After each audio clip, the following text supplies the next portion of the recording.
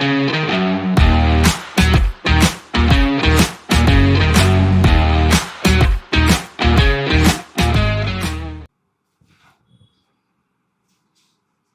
चलिए student study करते हैं लॉ ऑफ गैसियस वॉल्यूम को। तो जो लॉ ऑफ गैसियस वॉल्यूम था वो सबसे पहले हमें एक फ्रेंच केमिस्ट जिनका नाम था गे लूसेक उन्होंने दिया था। तो the law was given by French chemist। तो एक फ्रेंच केमिस्ट ने दिया था जिनका नाम है ना, गे लूसेक। तो इनका नाम क्या था, गे लूसेक। और इन्होंने क्या किया कि इसी लॉ को ही इनके नाम से जाना जाता है, ठीक है। So the above law is also called, ऊपर जो लॉ बना हुआ है लिखा हुआ है, is also called Gay Lussac law. तो कभी आप बुक स्टडी कर रहे हैं तो आपको गे लूसेक लॉ लिखा मिलेगा कई बुक्स में हेडिंग मिलेगी लॉ ऑफ गैसियस वॉल्यूम। तो दोनों ही सेम चीज है। अभी ये लॉ गैसेस के साथ डील करता है। तो जब ये बात हो रही है 17th और 18th सेंचुरी के मिड में, तो 17th और 18th सेंचुरी के मिड में ये बहुत डिफिकल्ट होता था ये पता लगाना कि गैस का मास कितना है, गैस का वेट कितना है। वेट तो पता लग जाता था पर मास नहीं पता लग पाता था। तो the mass of gas is difficult to measure. जैसे आप सोच रहे होगे सर क्या डिफिकल्ट है, आपको अगर एक बार वेट पता चल जाएगा तो आप उसको एक्सेलरेशन ड्यू टू ग्रेविटी से डिवाइड करा दीजिए तो आपको क्या पता चल जाएगा, मास ऑफ द गैस। पर उस time acceleration due to gravity की वैल्यू नहीं पता थी हमें। We do not know the value of acceleration due to gravity, इस कारण हम मास को नहीं पता लगा पाते थे। तो जो गैसेस के साथ जितने भी रिएक्शंस हुए, जितने भी गैसेस के साथ रिएक्शन हुए, उनको समझने के लिए हमने वॉल्यूम को कंसीडर किया। तो सबसे पहले जो स्टेटमेंट हमने लिखनी है, gases always react in volume. तो हमने वॉल्यूम को प्रेफरेंस दी और वॉल्यूम के थ्रू समझने की कोशिश की कि गैसेस कैसे रिएक्ट करती है। तो अभी जो मेजर पार्ट है, अभी हम समझने जा रहे हैं लॉ ऑफ गैसियस वॉल्यूम। इसको मैं आपको एक एग्जांपल के थ्रू समझाता हूं। जैसे मान लीजिए कि आपके पास ए वॉल्यूम ऑफ गैस पी का है, ए वॉल्यूम ऑफ गैस पी के हैं जो रिएक्ट कर रही है, which a volume of gas P reacts with B volume of gas Q। तो आपके पास दो डिफरेंट गैसेस हैं, उनके डिफरेंट वॉल्यूम्स हैं, ठीक है। अभी आप क्या करो, वॉल्यूम्स की रेशियो ले लो, जो रिएक्ट कर रही हैं गैसेस उनके वॉल्यूम की रेशियो ले लो। तो volume of P upon volume of Q करेंगे आप।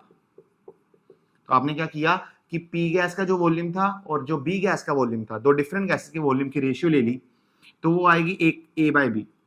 अभी लॉ कहता है कि एक सिंपल रेशियो आएगी। ये क्या आएगी, सिंपल रेशियो। तो जो पहली मेन इंपॉर्टेंट लाइन बनेगी वो ये है कि डिफरेंट गैसेस के डिफरेंट वॉल्यूम कंबाइन करते हैं, या डिफरेंट गैसेस के, ये जैसे A और B क्या है, P और Q क्या है, डिफरेंट गैसेस हैं, उनके डिफरेंट वॉल्यूम रिएक्ट कर रहे हैं। तो जब भी हम इन डिफरेंट गैसेस के वॉल्यूम की रेशियो लेंगे तो वो एक सिंपल रेशियो आएगी। दूसरी बात उसने कहा, दूसरी बात जो स्टेटमेंट में हम लिखेंगे, a product is also a gas. अगर प्रोडक्ट भी गैस हुआ, जैसे P एक गैस है, Q भी एक गैस है और Z भी गैस आई, ठीक है। तो इसका वॉल्यूम था A, इसका वॉल्यूम था B, तो इसका वॉल्यूम मान लो C।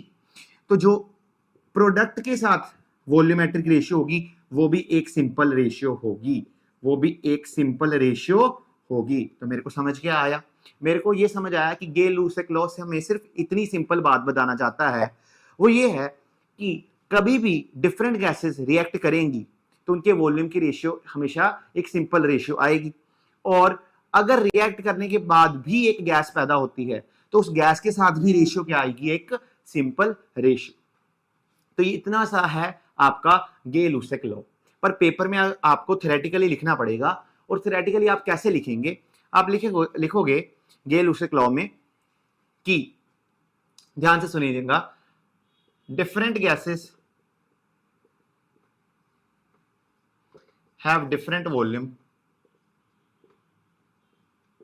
तो डिफरेंट गैसेस के पास डिफरेंट वॉल्यूम है, विच रिएक्ट विद ईच अदर, जो एक दूसरे के साथ रिएक्ट करते हैं।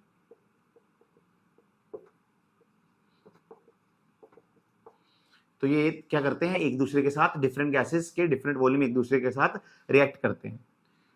So the ratio of volume of reacting gases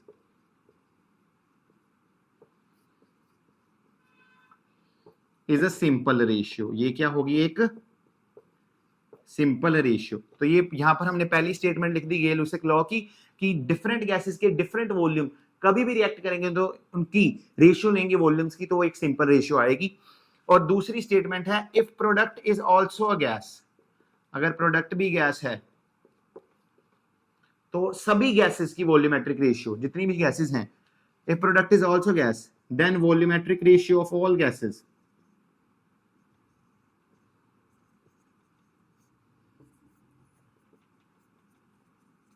volumetric ratio of all gases. इसको मैं ऊपर लिख देता हूं, तो साइड पे यहां पर लिख देते हूं कि if product is also a gas then volumetric ratio is also simple. इन सभी की वॉल्यूमेट्रिक रेशियो क्या होगी, ratio of all gases in reaction is a simple ratio. Sir एक एग्जांपल से बताओ, तो एक एग्जांपल से अभी हम इसको स्टडी करते हैं। एग्जांपल मान लीजिए जैसे आपके पास है H2 प्लस Cl2। तो यहां पर देखो, जैसे एक वॉल्यूम हाइड्रोजन का मान लो, एक वॉल्यूम Cl2 का मान लो, ये दोनों रिएक्ट करते हैं ताकि 2HCl पैदा हो सके, मतलब हाइड्रोजन क्लोराइड पैदा हो सके। तो यहां पर कितने वॉल्यूम बने, 2 वॉल्यूम।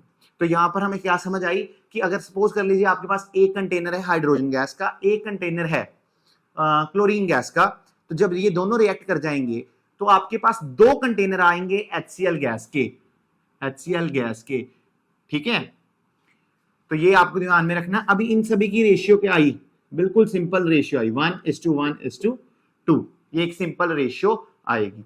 और एग्जांपल ले सकते हैं, जैसे यहां पर एग्जांपल लेते हैं, 2H2 plus O2 gives to 2H2। यहां पर क्या है, 2 वॉल्यूम। 2 वॉल्यूम से मतलब क्या है, 2 कंटेनर मान लीजिए आप, 2 वॉल्यूम मतलब 2 कंटेनर हाइड्रोजन गैस की अगर एक वॉल्यूम ऑक्सीजन के साथ रिएक्ट करते हैं, 2 हाइड्रोजन गैस के कंटेनर, ठीक है, एक कंटेनर ऑफ ऑक्सीजन गैस के साथ रिएक्ट करते हैं, तो आपको 2 container 2 volume water gaseous form में मिलेगा। तो ये इतनी सिंपल सी बात है। अभी इसकी भी रेशियो ले लो तो ये भी एक सिंपल रेशियो है, 2:1:2। तो यही तो है गे-लुसेक लॉ, कि जब भी गैसेस कंबाइन करेंगी, जब भी क्या होगा, गैसेस कंबाइन करेंगी, उनमें डिफरेंट डिफरेंट वॉल्यूम के साथ वो कंबाइन करती हैं, तो जो वॉल्यूम की रेशियो होती है वो एक सिंपल रेशियो आएगी।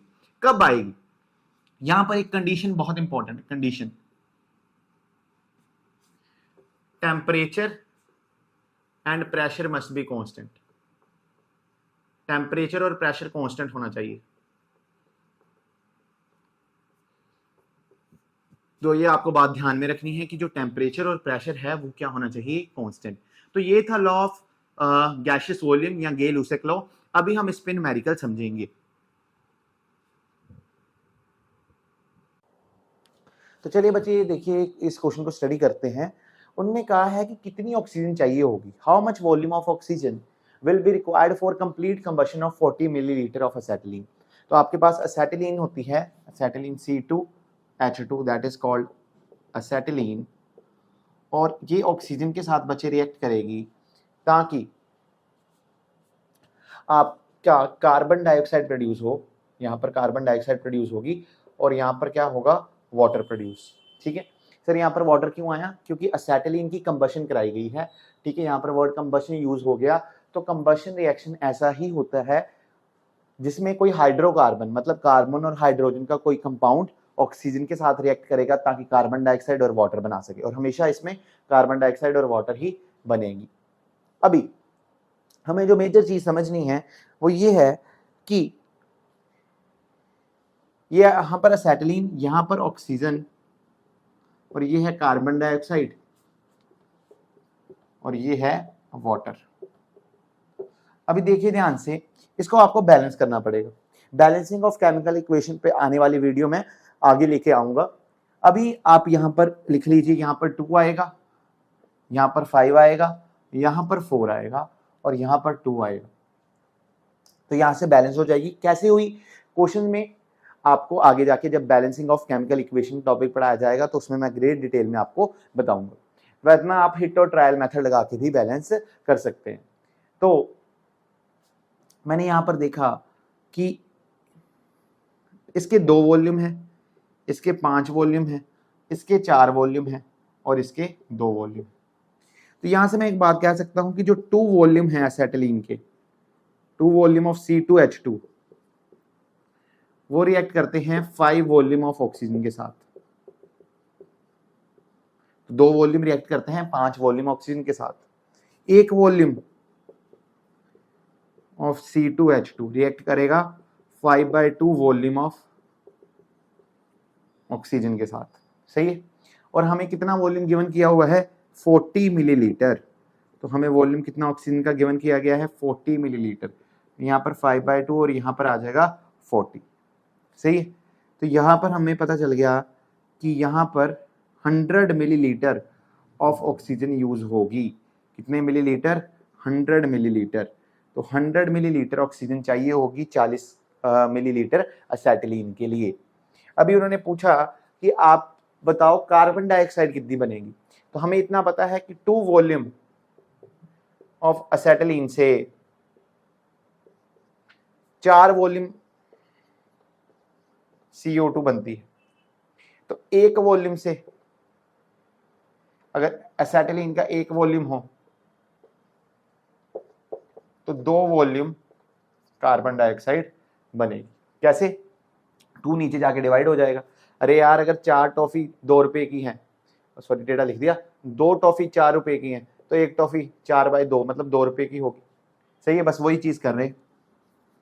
तो मैंने कहा कि अगर 2 वॉल्यूम 4 के साथ रिएक्ट करता है तो 1 वॉल्यूम 2 के साथ रिएक्ट करेगा। अभी हमारे पास है 40 मिलीलीटर। तो 40 मिलीलीटर ऑफ असेटिलीन कितने के साथ रिएक्ट करेगा, 40 मिलीलीटर विल डिवाइड विद 40 × 2। तो यहां पर आ गया 80 मिलीलीटर ऑफ CO2। तो यहां पर हमें समझ लग गया कि कार्बन डाइऑक्साइड कितनी प्रोड्यूस होगी, 80 मिलीलीटर कार्बन डाइऑक्साइड प्रोड्यूस होगी। तो ये था क्वेश्चन जिसको हमने ये समझ लिया, और इसमें हमने यहाँ पर ये देखा कि कैसे हम लॉ ऑफ गैसियस वॉल्यूम को यूज करते हैं। Basically law of gaseous volume का डायरेक्ट क्वेश्चन ही आएगा। यहाँ से क्वेश्चन ये आएगा कि आपको डिफरेंट वॉल्यूम ऑफ गैसेस पता करने होंगे, जिसके लिए आपको लगाना पड़ेगा बार बार क्वेश्चन में यूनिटरी मेथड। जैसे कि मैंने यहाँ पर लगाया कि 2 वॉल्यूम 4 वॉल्यूम 5 वॉल्यूम के साथ रिएक्ट करता है ऑक्सीजन के, तो 1 वॉल्यूम 5/2 के साथ करेगा। तो 40 मिलीलीटर 5/2 × 40 के साथ करेगा। तो 2 से 40 की कटिंग होगी, यहाँ पर 20 आ गया और यहाँ पर 100 बन गया। ऐसे ही 2 वॉल्यूम 4 वॉल्यूम कार्बन डाइऑक्साइड पैदा कर रहा था असेटिलीन का। तो 1 वॉल्यूम 2 वॉल्यूम के साथ वॉल्यूम पैदा करेगा, 1 volume of acetylene 2 volume carbon dioxide के करेगा। इंडायरेक्टली आप कंटेनर भी कह सकते हो। तो 40 millilitre acetylene 80 millilitre carbon dioxide produce करेगा। तो दैट इज आवर क्वेश्चन, और मेरे को लगता है हमने सॉल्व कर लिया। अभी हम बढ़ते हैं नेक्स्ट क्वेश्चन की तरफ। बच्चे अभी अपन नेक्स्ट क्वेश्चन करने जा रहे हैं सॉल्व। तो ये जो नेक्स्ट क्वेश्चन है इसमें बताया गया है कि आपके पास कार्बन मोनोऑक्साइड ऑक्सीजन के साथ रिएक्ट करके कार्बन डाइऑक्साइड बनाती है। तो कार्बन मोनोऑक्साइड ऑक्सीजन के साथ रिएक्ट करके कार्बन डाइऑक्साइड बनाती है। तो अभी इंफॉर्मेशन दी गई, किसी एक्सपेरिमेंट में 400 मिलीलीटर कार्बन डाइऑक्साइड, कितनी कार्बन डाइऑक्साइड 400 मिलीलीटर, और 180 मिलीलीटर ऑक्सीजन का यूज किया गया। तो कार्बन मोनोऑक्साइड की क्वांटिटी क्या है 400 मिलीलीटर, और ऑक्सीजन की क्वांटिटी क्या है 180 मिलीलीटर। तो जो भी आपको पहले गिवन होता है उसको लिख लीजिए कि हमें गिवन है कि वॉल्यूम ऑफ कार्बन मोनोऑक्साइड वो है 400 मिलीलीटर और वॉल्यूम ऑफ ऑक्सीजन जो है वो है 180 मिलीलीटर। ठीक है, वर अलाउड टू रिएक्ट, ये दोनों रिएक्ट करना शुरू हुई until 80% of carbon dioxide carbon monoxide was transform to carbon dioxide. तो कब तक रिएक्ट की, जब तक, यहां पर वर्ड यूज किया अंटिल, तब तक ये रिएक्ट करती रही जब तक 80% कार्बन मोनोऑक्साइड ट्रांसफॉर्म नहीं होगी कार्बन डाइऑक्साइड के साथ। तो मैंने क्या कहा कि 80% कार्बन मोनोऑक्साइड जब तक कार्बन डाइऑक्साइड के में कन्वर्ट नहीं होगी उतनी देर तक रिएक्शन चलता रहा। तो इससे पहली जो इंपॉर्टेंट समझ लगती है कि amount of carbon monoxide react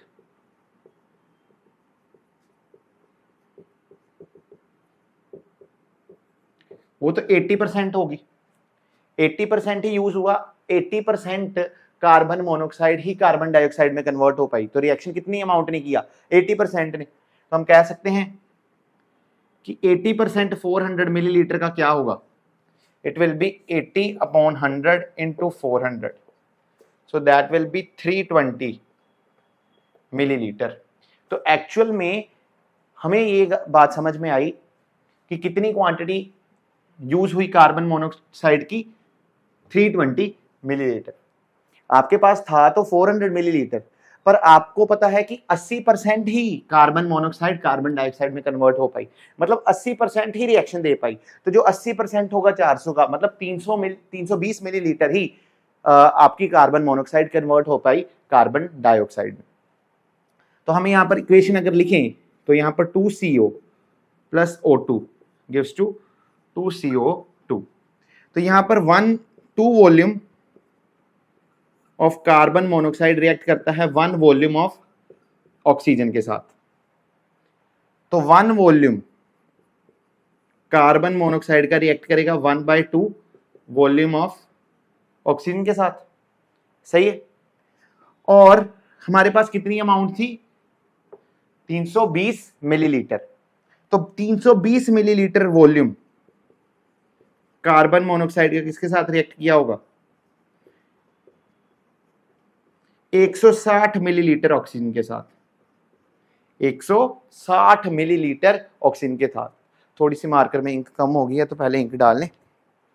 तो मैंने इतनी अभी तक क्या समझाया कि आपके पास 400 मिलीलीटर कार्बन मोनोऑक्साइड थी, दैट्स क्वाइट गुड कि आपके पास 400 मिलीलीटर कार्बन मोनोऑक्साइड है, उसमें से आपका सिर्फ 80% ही रिएक्शन में यूज हुई, तो बाकी 20% तो बच गई होगी।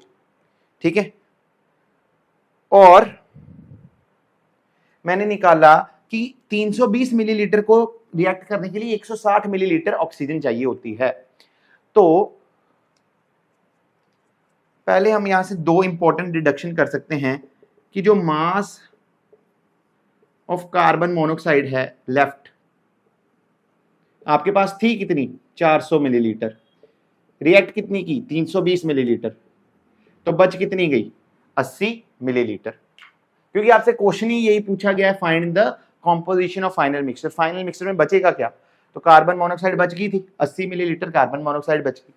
अभी 320 मिलीलीटर जो रिएक्ट की उसको सिर्फ 160 मिलीलीटर ही ऑक्सीजन चाहिए, तो मास ऑफ ऑक्सीजन लेफ्ट आपको पता है कि आपके पास 180 मिलीलीटर थी जिसमें 160 मिलीलीटर रिएक्ट कर गई, तो 20 मिलीलीटर आपके पास ऑक्सीजन भी बची होगी। अभी मास ऑफ कार्बन डाइऑक्साइड, क्योंकि कार्बन डाइऑक्साइड बनी भी है, तो 2 वॉल्यूम से 2 कार्बन डाइऑक्साइड बन रही है, मतलब 1 वॉल्यूम ऑफ कार्बन डाइऑक्साइड से 1 वॉल्यूम कार्बन मोनोऑक्साइड से, यहां पर मैं लिखता हूं 2 वॉल्यूम ऑफ CO बनाता है 2 वॉल्यूम ऑफ CO2। तो 1 वॉल्यूम ऑफ CO कितना बनाएगा, एक ही वॉल्यूम CO2 का बनाएगा, सही है। तो आपके पास रिएक्टिंग स्पीशीज कितनी है, वो है 320 मिलीलीटर। तो 320 मिलीलीटर ऑफ कार्बन मोनोऑक्साइड कितनी बनाएगी, 320 मिलीलीटर ऑफ कार्बन डाइऑक्साइड। तो यहां पर 320 मिलीलीटर ऑफ कार्बन डाइऑक्साइड आ गई। तो ये है आपकी कंसेंट्रेशन ऑफ फाइनल मिक्सचर। तो पहले क्या क्वेश्चन में क्या गिवन था सर, आपको क्वेश्चन में बहुत सिंपल सी इंफॉर्मेशन गिवन थी कि जो कार्बन मोनोऑक्साइड होती है वो ऑक्सीजन के साथ रिएक्ट करती है। अभी इंपॉर्टेंट चीज जो समझने वाली थी कि आपके पास 400 मिलीलीटर कार्बन मोनोऑक्साइड का था और 180 मिलीलीटर ऑक्सीजन का था, लेकिन 400 का 400 यूज नहीं हुआ, सिर्फ 80% ही कार्बन मोनोऑक्साइड का यूज हुआ। इसका मतलब 320 मिलीलीटर ही यूज हुआ। इसी तरीके से हम कह सकते हैं कि अगर कार्बन मोनोऑक्साइड पूरी यूज नहीं हुई तो फिर पूरी ऑक्सीजन भी यूज नहीं हुई होगी। तो कितनी ऑक्सीजन यूज हुई वो निकाल लिया हमने कि अगर 2 वॉल्यूम को 1 वॉल्यूम ऑक्सीजन के साथ रिएक्ट करना होता है, 2 वॉल्यूम कार्बन मोनोऑक्साइड को 1 वॉल्यूम ऑक्सीजन के साथ रिएक्ट करना होता है, तो 1 वॉल्यूम आधे से करेगा और 320 मिलीलीटर जो हमारे पास अमाउंट थी वो 160 से रिएक्ट कर जाएगा। तो हमने देखा कि 180 मिलीलीटर पूरी ऑक्सीजन यूज नहीं हुई, हमारी ऑक्सीजन कितनी यूज हुई, सिर्फ 160 मिलीलीटर। तो बच कितनी गई, 20 मिलीलीटर। कार्बन मोनोऑक्साइड आपके पास 400 थी, रिएक्ट कितनी की 320, बच कितनी गई 80। और हमने ये देखा कि कार्बन डाइऑक्साइड भी तो प्रोड्यूस हुई 80, अगर रिएक्शन हुआ तो कार्बन डाइऑक्साइड भी प्रोड्यूस हुई। तो 2 वॉल्यूम ऑफ कार्बन मोनोऑक्साइड दो वॉल्यूम कार्बन डाइऑक्साइड पैदा करता है, 1 वॉल्यूम कार्बन मोनोऑक्साइड का 1 वॉल्यूम कार्बन डाइऑक्साइड पैदा करता है। तो 320 मिलीलीटर कार्बन मोनोऑक्साइड का 320 मिलीलीटर ही कार्बन डाइऑक्साइड पैदा करेगा। तो 320 मिलीलीटर कार्बन डाइऑक्साइड क्या हुई, पैदा हुई। तो हमें ये समझ आया कि ये थी हमारी कॉम्पोजिशन ऑफ फाइनल मिक्सचर। तो इस क्वेश्चन को अगर आप नोट करना चाहते हो तो नोट कर लीजिएगा, it's a very important question.